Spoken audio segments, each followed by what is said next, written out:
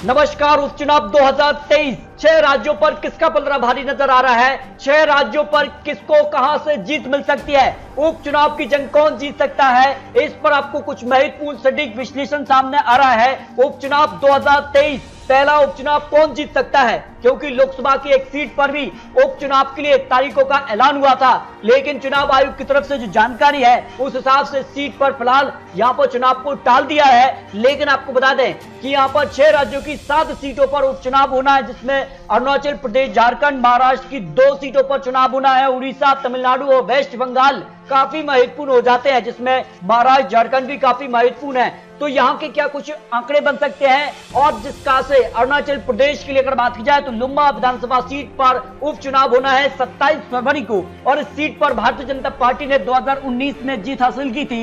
यहाँ पर जावेद असी यहाँ पर चुनाव जीते थे और उनको करीब 4567 वोट मिले, जबकि एनपीपी पार्टी से यहाँ पर करीब जो उम्मीदवार थे उनको 3279 यहाँ पर वोट मिले। लेकिन 2023 में यहाँ उपचुनाव होना है और यहाँ के कुछ पुराने आंकड़ों पर भी बात की जाए तो यहाँ पर जावेद असी काफी समय से यहाँ पर चुनाव जीतते आ रहे हैं। पहले वो कांग्रेस में थे, बाद में बीजेपी ज्वाइन कर गए, लेकिन अब यहाँ उपचुनाव उनके निधन के चलते सीट खाली है। तो ऐसे में यहाँ का पलड़ा किसका भारी नजर आ रहा है? जो अनुमान इस सीट पर लगाया जा रहा है कि यहाँ पर भारतीय जनता पार्टी को करीब 55% चांस दिखाई दे रहे हैं जीत के लिए, जबकि कांग्रेस को 40% चांस और एनपीपी पार्टी को यहाँ पर 5% चांस दिखाई देते हैं। जो चुनाव के लिए यहाँ पर प्रेडिक्शन लगाया जा रहा है, यानी उपचुनाव की सीट पर भारतीय जनता पार्टी का पलड़ा भारी नजर आ रहा है। जबकि रामगढ़ सीट जो कि झारखंड से आती है, और यहाँ का क्या सियासी गणित है और यहाँ पर काफी चौंका सकते हैं, क्योंकि झारखंड में भी हलचल तेज थी, खेला हो सकता था, लेकिन फिलहाल यहाँ पर जो स्थिति है उस पर काबू है।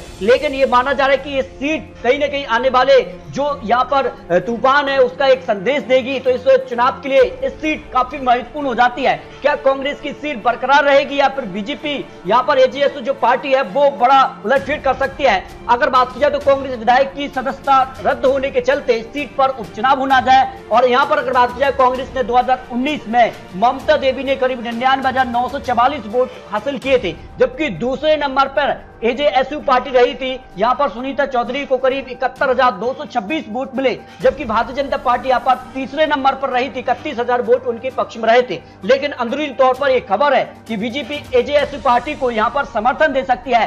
फिर क्या आंकड़ा बन सकता है? उस हिसाब से जेएमएम को यहाँ पर जो है कड़ी टक्कर जरूर मिलेगी, लेकिन जेएमएम का पलड़ा इस सीट पर भारी नजर आ रहा है, क्योंकि कांग्रेस के साथ उनका गठबंधन है और कांग्रेस और यहाँ पर जेएमएम मिलकर चुनाव लड़ेंगे। तो फिर यहाँ पर कांग्रेस को फिर से जीत का जो है सिलसिला बरकरार रह सकता है। कांग्रेस को करीब 50 से 60% यहाँ पर जीत का जो अनुमान लगाया जा रहा है, जबकि एजेएसयू पार्टी को भी यहाँ पर 40 से 50% यहाँ पर आंकड़ा दिखाई दे रहा है। लेकिन माना यह जाता है कि सत्ता पक्ष को हमेशा उपचुनाव में फायदा मिलता है, उस हिसाब से फिर यहाँ पर जेएमएम का पलड़ा इस सीट पर भारी नजर आ रहा है। लेकिन बात की जाए महाराष्ट्र के लिए तो महाराष्ट्र में 2 सीटों पर उपचुनाव है और दोनों सीटें काफी महत्वपूर्ण है, क्योंकि आने वाले समय में यहाँ पर बीएमसी चुनाव होना है और हाल ही में जो निकाय चुनाव भी रहे हैं उस पर महागठबंधन में जीत को मिली है। जबकि यहाँ पर बात की जाए तो काफी कुछ हलचल है। दोनों सीटें भारतीय जनता पार्टी की खाली है, जिसमें यहाँ पर चिंचबाड़ और कस्बा पेट सीट पर यहाँ पर उपचुनाव होना है। और आने वाले वक्त में क्योंकि काफी हलचल देखने को मिली है, एनसीपी कांग्रेस शिवसेना पहले सरकार में थी, लेकिन बाद में सरकार गिर गई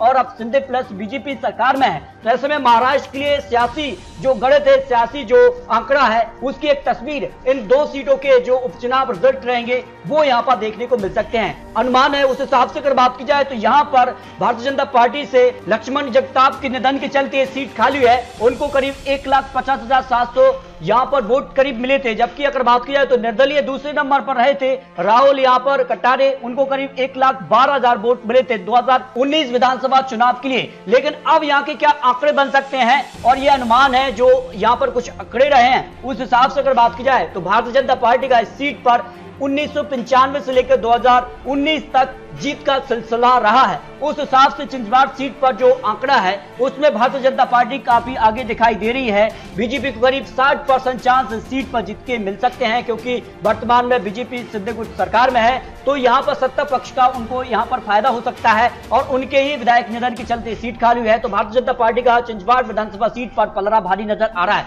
लेकिन महागठबंधन भी यहाँ पर कड़ी टक्कर दे सकता है। इसके अलावा अगर बात की जाए तो कस्बा पेट सीट को लेकर जो अनुमान है वहां के आंकड़े की अगर बात की जाए तो बीजेपी को करीब यहां पर 73,594 वोट मिले थे, जबकि कांग्रेस से रोहित यहां पर तिलक को करीब 31,000 वोट, यानी मार्जिन जीत का करीब 50% से ज्यादा रहा था। उस हिसाब से भी यहां पर भारतीय जनता पार्टी का सीट पर भी पलड़ा भारी नजर आ रहा है। जो अनुमान कस्बा पेट को लेकर है, इस पर भी भारतीय जनता पार्टी यानी महाराष्ट्र की दोनों सीटों पर भारतीय जनता पार्टी को जीत मिल सकती है, लेकिन कड़ी टक्कर महागठबंधन भी देगा, क्योंकि आने वाले वक्त में यहां विधानसभा के लिए बीएमसी चुनाव भी है, तो उनको लेकर यहां पर कड़ी टक्कर देखने को मिल सकती है।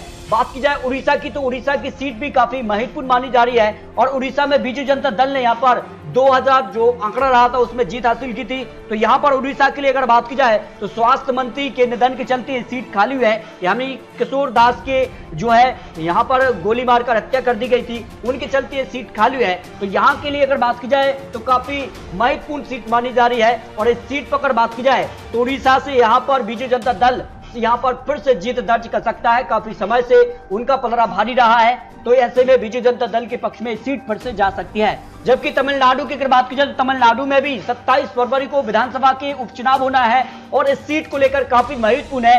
कांग्रेस विधायक के चलते सीट खाली हुई है और ऐसे में इरोदे ईस्ट के लिए जो आंकड़ा है उस हिसाब से यहाँ पर तमिलनाडु में किसका पलड़ा भारी नजर आ रहा है। अगर बात की जाए तो 2011, 2016 और 2021 में इस सीट पर अगर बात की जाए तो कांग्रेस ने 2021 में यहाँ पर जीत हासिल की थी। इससे पहले यहाँ पर ऑल इंडिया मुस्लिम लीग ने यहाँ पर जीत हासिल की। तो ऐसे में आंकड़ा बदलता रहा है, लेकिन 2023 उपचुनाव में कांग्रेस का यहाँ पर पलड़ा भारी हो सकता है, जो तमिलनाडु को लेकर अनुमान है। जबकि वेस्ट बंगाल के लिए भी अगर बात की जाए तो 27 फरवरी को यहाँ पर विधानसभा के उपचुनाव हुए। सागरगिद्दी सीट काफी महत्वपूर्ण मानी जा रही है और यहाँ पर अगर बात की जाए तो पश्चिम बंगाल के लिए यहाँ पर लगातार यहाँ पर टीएमसी यहाँ पर जीतती रही है पश्चिम बंगाल के लिए। और यहाँ पर बात की जाए सुब्रत साह के निधन के चलते ये सीट खाली हुई है। तो ऐसे में अब अनुमान है, जो अनुमान यहाँ पर निकल कर आ रहा है, जो ओपिनियन पोल है, जो आंकड़े रहे हैं 2011, 2016, 2021 में लगातार यहाँ पर सुब्रत साह ने यहाँ पर जीत हासिल की थी टीएमसी की तरफ से। लेकिन अब किसका पलड़ा भारी होगा,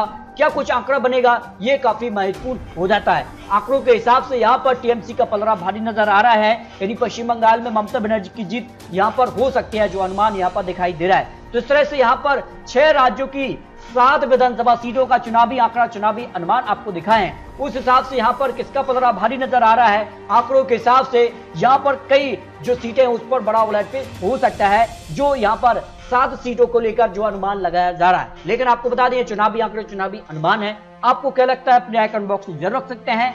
27 फरवरी को जनता इन 6 राज्यों की 7 सीटों पर किसको बहुमत देगी, ये काफी महत्वपूर्ण हो जाता है। तो आपको अपनी राय कमेंट बॉक्स में जरूर रखनी है। मिलते हैं लेटेस्ट और महत्वपूर्ण विश्लेषण के साथ, तब तक के लिए जय हिंद, जय भारत।